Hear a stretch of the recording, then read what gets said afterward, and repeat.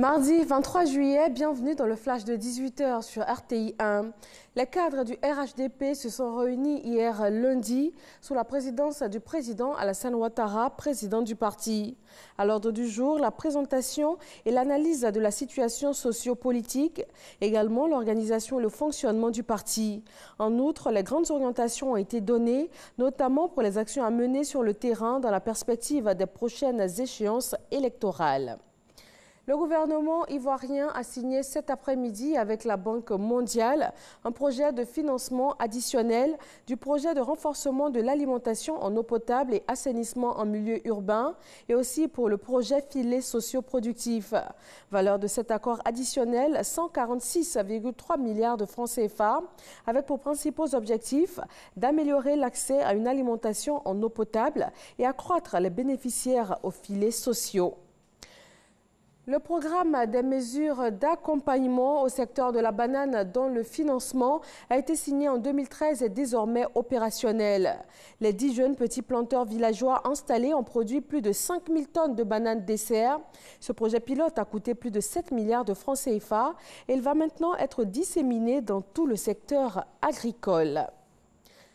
La fête des armées a démarré aujourd'hui avec une opération de salubrité dans un centre de santé du district d'Abidjan. Le top départ a été donné par le chef d'état-major général des armées au centre de santé urbain d'Akwedo Village dans la commune de Cocody, à Boussanego. Centre de santé urbain d'Akwedo Village dans la commune de Cocody. L'on aperçoit militaires, gendarmes et policiers, matériel de corvée en main. Pour donner l'exemple, un acte citoyen auquel il ne pouvait se dérober et qui s'inscrit dans le cadre de la fête des armées. Curage des caniveaux, désherbage, tout le monde est ici à la manœuvre pour assainir l'enceinte de cet établissement sanitaire. Participant à cette opération de salubrité, le chef d'état-major général des armées a visité les différents services de ce centre de santé. Le général Lassina Doumbia a encouragé le corps médical et félicité ses hommes chargés de l'assainissement des lieux. Autre temps fort, le don de médicaments au centre de santé, dont composé de matériel de première nécessité. Akwedo est un village symbole pour les forces armées. Akwedo abrite la plus grosse caserne du pays. Donc il était important pour moi de venir voir ce qui s'effectuait au centre hospitalier d'Akwedo. Je suis véritablement satisfait de l'implication et de l'engagement de mes hommes. C'est ce que nous recherchons. L'opération de salubrité menée par les armées, la gendarmerie nationale et la police arrive à propos, selon les autorités et le corps médical. Il faut que les gens comprennent que la santé et la propreté nous font gagner au moins 50% de notre santé d'abord. Donc aujourd'hui, notre armée est venue donner un signal fort. Maintenant, nos endroits propres, comme ils vont le laisser aujourd'hui. C'est pour nous, c'est pour eux, c'est pour la Côte d'Ivoire. Aujourd'hui, l'action de salubrité de l'armée qui se joint avec la gendarmerie nous apporte un grand secours d'assainissement qui va nous faire aller de l'avant avec les médicaments en plus qu'ils ont donnés, qui va nous faire prendre en charge donc la population dont nous avons la responsabilité. Cette opération de salubrité s'est poursuivie à l'hôpital général d'Abobo Sud, au centre de santé d'Anono, de Blocos et d'Anyama.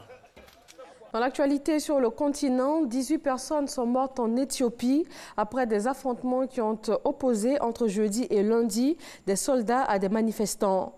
La protestation des Sidama, peuple du sud du pays, se mue en affrontement avec des soldats et les violences se poursuivent et s'étendent à d'autres villes les jours suivants. Cela fait des années que les Sidama tentent de quitter la région des nations, des nationalités et des peuples du sud pour former une province indépendante, autonome au sein de la fédération éthiopienne. Repartition solidaire et volontaire des migrants en Europe, les négociations avancent bien. Réunis à Paris, les ministres des Affaires étrangères et les ministres de l'Intérieur d'une quinzaine de pays de l'Union européenne se sont entendus sur un projet franco-allemand dans ce sens. Mais cela en l'absence de l'Italie qui a refusé par avance des décisions prises uniquement à Paris et à Berlin. L'objectif de la réunion reste de permettre la conclusion d'un accord formel en septembre prochain à Malte. Boris Johnson, l'ancien maire de Londres, a remporté l'élection pour la présidence du Parti conservateur au Royaume-Uni. Il sera le nouveau Premier ministre du Royaume après Theresa May. Il s'est engagé ce mardi à mettre en œuvre le Brexit au 31 octobre, la date butoir fixée après 2 reports, alors que les partisans de la sortie craignent un nouveau report de cette échéance. C'est demain, mercredi, que Boris Johnson va officiellement prendre ses fonctions et il promet d'ores et déjà un avenir radieux à son pays. Et c'est tout pour ce bref point de l'actualité. Retrouvez tout de suite l'info régionale et le journal, ce sera pour 20h. À tout à l'heure.